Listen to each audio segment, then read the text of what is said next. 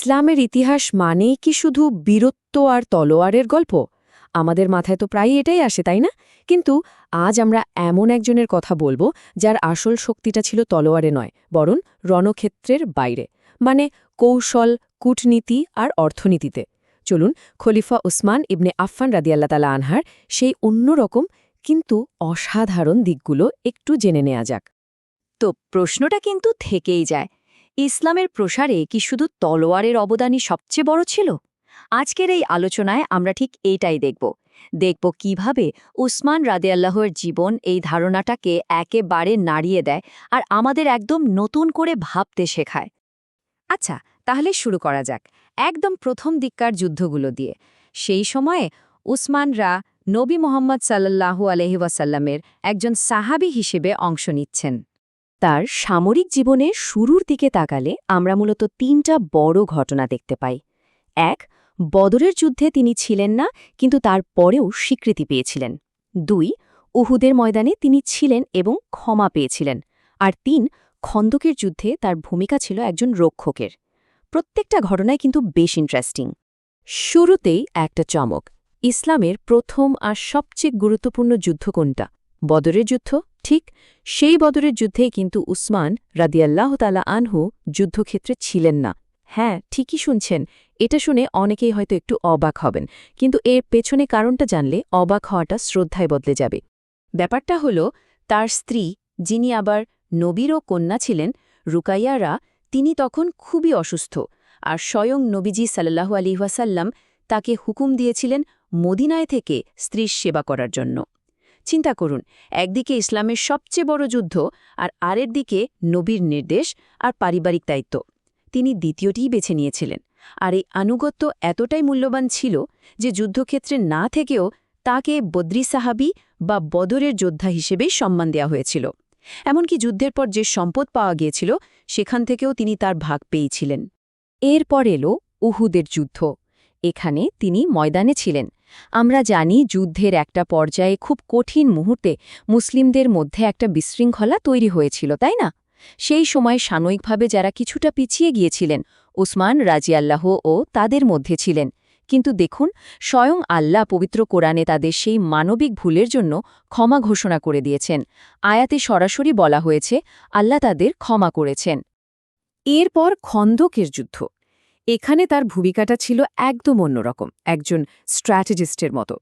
তিনি শুধু তলোয়ার হাতে যুদ্ধই করেননি, বরং মদিনা শহরকে বাঁচানোর জন্য যে পরিখা বা ট্রেঞ্চ খোঁড়া হয়েছিল সেই কাজে আর শহরের পুরো প্রতিরক্ষা ব্যবস্থায় তিনি খুব সক্রিয়ভাবে অংশ নেন। এখান থেকেই কিন্তু তার কৌশলগত দিকটা পরিষ্কার হতে শুরু করে। তো যুদ্ধক্ষেত্র থেকে চলুন এবার একটু কূটনীতির ময়দানে যাওয়া যাক। হুদাইবিয়ার সন্ধি। ইসলামের ইতিহাসে এটা যে কত বড় একটা টার্নিং পয়েন্ট ছিল তা আমরা সবাই জানি। আর সেই ঘটনার একদম কেন্দ্রে ছিলেন উসমান রাদিয়াল্লাহু তাআলা আনহু। ভাবুন একবার, নবী সাল্লাল্লাহু আলাইহি ওয়াসাল্লাম তাকে মক্কায় পাঠাচ্ছেন কুরাইশদের সাথে কথা বলতে, একজন দূত হিসেবে। এটা যে কি পরিমাণ ঝুঁকিপূর্ণ একটা কাজ ছিল তা বলার অপেক্ষা রাখে না। তো একটা সময় গুজব ছড়িয়ে পড়ল যে উসমান রাদিয়াল্লাহু তাআলা আনহুকে শহীদ করে দেওয়া হয়েছে। আর এই খবরটা শোনার সাথে সাথেই সমস্ত সাহাবীরা নবীর হাতে হাত রেখে শপথ নিলেন যে উসমানের রক্তের বদলা নেওয়া হবে। এই যে ঐতিহাসিক শপথ, এটাই বাইয়াতার রিদওয়ান। এই একটা ঘটনাই বুঝিয়ে দেয় মুসলিম কমিউনিটির কাছে তার জীবনটা ঠিক কতটা দামি ছিল। আচ্ছা, এতক্ষণ তো আমরা তার কৌশল আর কূটনীতি দেখলাম। এবার আসা যাক তার জীবনের সেই অধ্যায়ে যেটার জন্য তিনি কিংবদন্তি হয়ে আছেন, মুসলিম সেনাবাহিনীর জন্য তার সেই অবিশ্বাস্য অবদান। সময়টা তাবুক অভিযানের। প্রতিপক্ষকে তখনকার সুপার পাওয়ার বাইজেন্টাইন আর্মি, আর মুসলিম বাহিনীর অবস্থা তখন খুবই খারাপ। টাকা পয়সা, রসদ, অস্ত্র সবকিছুরই তীব্র সংকট। এই কারণেই এই বাহিনীকে বলা হতো জাইশুল উসরা বা কষ্টের সেনাবাহিনী। এরকম একটা কঠিন সময়ে যখন সবাই প্রায় হাল ছেড়ে দিচ্ছে, তখন এগিয়ে এলেন ওসমান রাদিয়াল্লাহু আনহু। তিনি কি করলেন? একাই, হ্যাঁ, একাই সেনাবাহিনীর জন্য ৩০০টা পুরোপুরি অস্ত্রসজ্জিত উট দান করে দিলেন। ভাবা যায়, কিন্তু গল্পটা এখানেই শেষ না। তিনি এর সাথে আরও ১,০০০ সোনার দিনার দান করলেন। ১,০০০! সেই সময়ে এটা যে কি অসম্ভব পরিমাণ সম্পদ ছিল তা কল্পনাও করা কঠিন। তার এই একটা দানেই কষ্টে সেনাবাহিনীর মনোবল আর শক্তি যেন এক লাফে বহুগুণ বেড়ে গেল। আর তার এই অবিশ্বাস্য দানে নবীজি সাল্লাল্লাহু আলাইসাল্লাম এতটাই খুশি হয়েছিলেন যে তিনি একটা ঐতিহাসিক ঘোষণা দেন। তিনি বলেন, আজকের দিনের পর উসমানের কোনো কাজই তার কোনো ক্ষতি করতে পারবে না।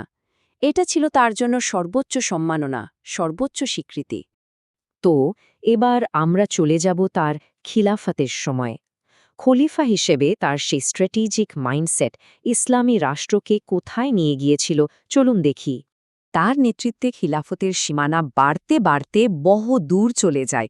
একদিকে আর্মেনিয়া, অন্যদিকে উত্তর আফ্রিকার বিশাল এলাকা, এমনকি ভূমধ্যসাগরের বুকে কৌশলগতভাবে খুবই গুরুত্বপূর্ণ দ্বীপ সাইপ্রাস পর্যন্ত সবই তার সময়ে ইসলামী রাষ্ট্রের অধীনে আসে। আর তার সবচেয়ে বড় কৌশলগত অর্জনগুলোর একটা কি ছিল জানেন? ইসলামের ইতিহাসে প্রথম নৌবাহিনী প্রতিষ্ঠা করা। হ্যাঁ, ফার্স্ট মুসলিম নেভি। এই নৌবাহিনীটায় ভূমধ্যসাগরে মুসলিমদের একচ্ছত্র আধিপত্য এনে দেয়। আর সাইপ্রাস জয়ের মতো কঠিন অভিযানও সফল হয় এই নেভির কারণে। এটা ছিল একটা সত্যিকারের গেম চেঞ্জিং পদক্ষেপ।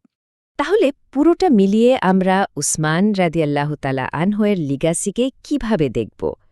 তার সব অবদানকে যদি এক জায়গায় আনা হয় তাহলে একটা খুব পরিষ্কার ছবি কিন্তু ফুটে ওঠে। সরাসরি যুদ্ধক্ষেত্রের লড়াইয়ের চেয়ে তার আসল শক্তিটা ছিল অন্য জায়গায়, অর্থনৈতিক সাপোর্ট আর স্ট্র্যাটেজিক সাপোর্ট। তিনিই ছিলেন সেই ফাউন্ডেশন, সেই ভিত্তি যার উপর দাঁড়িয়ে মুসলিম সেনাবাহিনী একের পর এক বিজয় ছিনিয়ে এনেছে। তাহলে এক কথায় বলতে গেলে তার লিগেসিটা কি? তিনি ছিলেন মুসলিম আর্মির সবচেয়ে বড় আর্থিক সাপোর্টারদের একজন, ছিলেন একজন তুখোর কূটনীতিক, একজন কৌশলগত নেতা যিনি বিশাল এক সাম্রাজ্যকে পরিচালনা করেছেন, আর অবশ্যই মুসলিম নৌবাহিনীর প্রতিষ্ঠাতা। তো শেষ করার আগে একটা প্রশ্ন রেখে যেতে চাই। একটা দেশকে শক্তিশালী করতে ঠিক কোনটা বেশি দরকার? ফ্রন্টলাইনে দাঁড়িয়ে যুদ্ধ করার বীরত্ব, নাকি পর্দার আড়ালে থেকে সেই কৌশলগত ভিত্তিটা তৈরি করা, যা ছাড়া ওই বীরত্বটা আসলে সম্ভবই না? উসমান রাদিয়াল্লাহুর জীবন আমাদের ঠিক এই প্রশ্নটা নিয়েই গভীরভাবে ভাবতে শেখায়।